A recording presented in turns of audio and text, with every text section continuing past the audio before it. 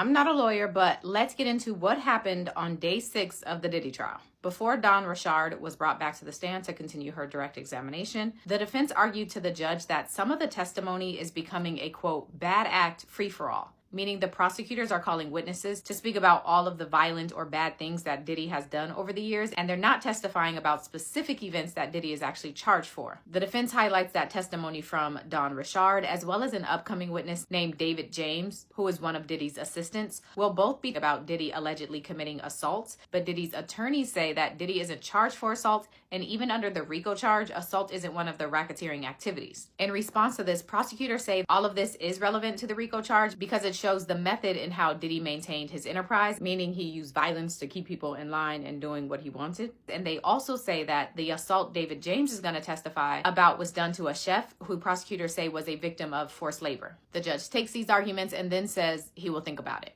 And from there, Dawn Richard is returned to the stand. If you recall, on Friday, she told the story of a time she went to Diddy's house to record, and while there, she testified to seeing Diddy attack Cassie and drag her upstairs by her hair. So Dawn is back on the stand, and prosecutors are asking her about other times that she witnessed Diddy being violent to Cassie. Dawn says that Diddy would punch, choke, drag, and slap Cassie in her mouth. And when asked why some of these things would happen, Dawn says that sometimes it would be because Cassie was speaking up for herself, it could be random, or other times she didn't even know why it was happening. Dawn says that she's seen Cassie with injuries on her face, arms, and legs, and she, as well as other members of Diddy's staff, saw Diddy's violence toward Cassie, and nobody would ever do anything. Dawn says that when she would witness some of this violence, she would ask herself, if he did that to someone he supposedly loved, what would he do to an employee? And so she chose not to intervene for her own safety, but also because, according to her, she didn't think Cassie was ready to do anything about what was going on.